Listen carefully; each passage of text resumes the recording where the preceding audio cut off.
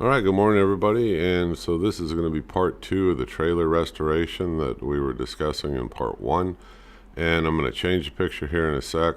I'll show you at home in my driveway, and we're going to open up this box, see what's inside, and then we're going to take care of the damage on it and fix up the box itself. It's just where I wanted to start, no particular reason.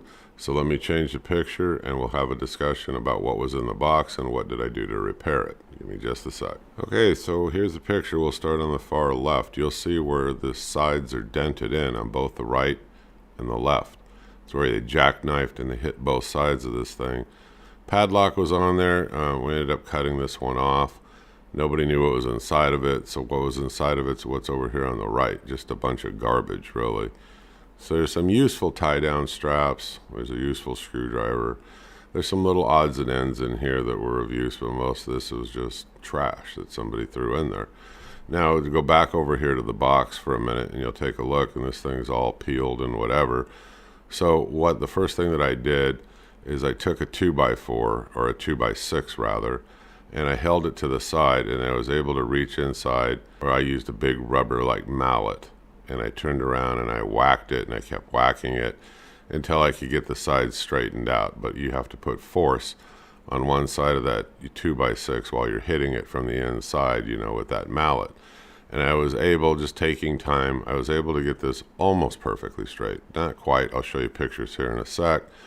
And this tongue lock thing on the front, it was kind of frozen. I used a PB blaster and I played around and I got it working again. I took it apart, I cleaned it up, and I repainted it. And I'll show you that too in a minute. And the latching mechanism on the front, just with some PB blaster and some lubricating oil, I got this thing working perfectly fine again. So these were easy and quick fixes. And I cleaned out the inside of this box. After I got it all pounded out, I sanded everything down, both outside and inside, really well. Now, I'm going to show you pictures in a minute where I didn't get everything out perfectly. That's okay, because even after it's painted, I can go back over it with sandpaper. I can touch it up and respray those areas. This isn't an automobile, it's a trailer.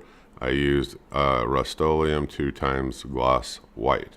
That's the paint that I used on this. And so let me change the pictures. We'll move forward and I'll show you the work that I did. Okay, so after I banged it out real good with that mallet, you'll see here above my head where I got all these dents out, and it was looking pretty good.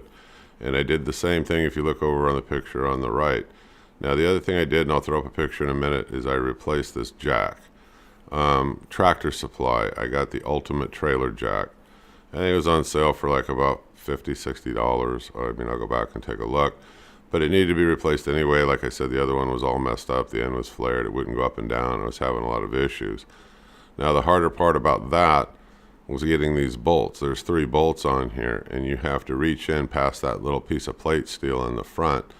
I'll try to explode it in a little bit and show you a different picture. But you had to get up in there to hold the nut. So when you drop that bolt down through there and you tighten them together. So that was a little bit of a pain to try to reach up in there to do that. But it worked, and it's a fantastic jack. I'll show you a close-up picture. It's got holes in it where you can actually move this up and down so you're not cranking it forever. And then I got new locks for it. I'll show you these. I'll package of them in a minute. I just got them out at Harbor Freight. I think it was about $4 or $5. Nothing was a big deal. It comes with 2 locks. That worked for me because I knew that I was going to use a spare tire mounting bracket and I was going to do all that. So a couple of locks would have been nice, and you get 2 locks. They're all keyed the same. You get 4 keys, so that worked. And then I sanded the inside of the box and I prepped it for paint. So after I got it sanded down real good, like I say in all my videos, I wipe everything down real well with acetone. I make sure I've got all the grease, gunk, and stuff off so the paint sticks real well. And that light sanding gives it some good adhesion. So you'll see on the upper right over here where I've already painted the inside of the box, and it turned out pretty good. Let me change the picture. We'll continue the discussion, and I'll show you some other pictures of what I did. Okay, here's the before shot on the left of that Fulton thing and that jack, and thing was just crap. I probably blew the picture up too much, but I wanted to show you where those 3 bolts were. They were kind of frozen on. Again, PB blaster comes in real handy, or you make your own with, ATF and acetone, and you can do that too. I had some of that laying around. I probably used both during this, but it really did free up all the rust. I was able to get these bolts off of there without having to grind and cut them. Now take a look over on the right. This is with the new Ultimate jack that I got from Tractor Supply. This thing is fantastic. You know, the handle flips up, flips down, and you can see the holes in it where I can position this up and down, and you're not sitting there hand cranking on this thing forever. So it was a pretty good investment, and I thought, you know, whatever I do with the trailer, whoever buys it's really going to like this. And you'll see the little latching mechanism on the front. I got that all freed up. And so everything was going good here in the beginning, and I'm going to change the picture and we'll keep going. Okay, so here's just another picture of where I showed you I got that trailer lock off of here. And I took a wire wheel and I cleaned this thing up fairly good. And I turned around, wiped it down with acetone, and you take a look on the picture on the upper right. I decided to paint it John Deere green because it's what I had laying around, and I didn't want to have to go buy anything that I didn't necessarily need.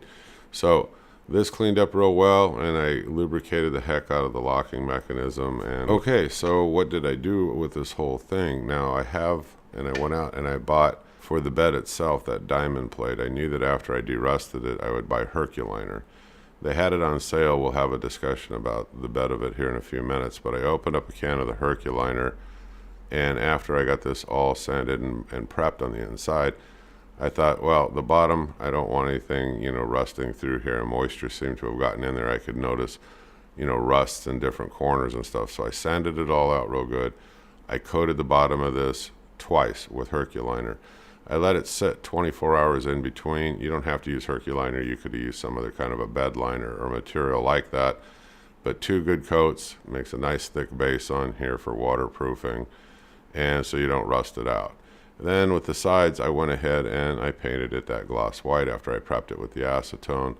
It came out pretty nice. Now you're going to notice there's some imperfections up here on the lid. This is only after 1 coat.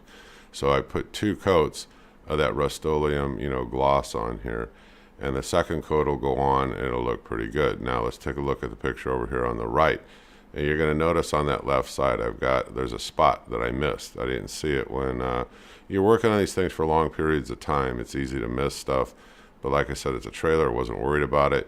You'll see where the paint's peeling up right there, so I'm going to have to go back and I'll have to sand that and I'll touch that up. Same thing on the lid. You'll see there's an imperfection spot there.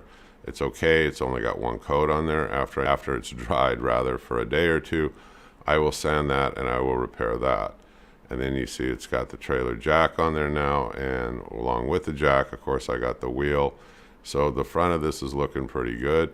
You'll see I still got the blue painter's tape on there. I was waiting for it to dry up a little bit because this was fairly freshly painted when I took this picture. So I'll remove the tape, and that'll take care of that. And then the locking mechanism in the front, like I told you, wiped it down. You know, I painted it that John Deere green. And so what did I use on the frame right here? Well, I used a 4.5-inch angle grinder, and I used an 80 grit wheel on there. And I just went over all of the rust. It's surface rust, so it came off real fast, real easy. And anywhere the paint was peeling or chipping, I just hit it. In probably 10-15 minutes, I had kind of cleaned up the whole front of this trailer, which is what I wanted to do. And then I wiped it down with acetone and I painted it. And this is what it looks like so far. So I'm going to go ahead and conclude this. This is part 2. This is how I repaired the box. I used, like I said, a 2x6 rubber mallet, and I beat the hell out of this thing going up and down. Now make sure that 2x6 goes more than the distance here. It isn't just, actually it goes like, you know, corner to corner on the side and overextend it a little bit. So that 2x6 is a little bit long. I was able to hold it on there with one hand, you know, fairly tight, while I reached on the inside and I would bang it with that mallet. And you'll see over here on the left, you can see there's just a little wiggle in it that I didn't really get out, but it's close enough to bring it back to where once this is painted, if you look over on the right, you don't really even notice that it was ever dented. So these are things you can do with just some basic tools and a little bit of time. There's not a whole lot here to tell you about the box other than what I did. But I'm going to end this and call this part 2, and then we'll go into part 3. I hope you folks stay with me. If you're interested in this project, you know, give me a thumbs up, click subscribe. I'll see you on the next video here real soon. Thank you very much. Bye-bye.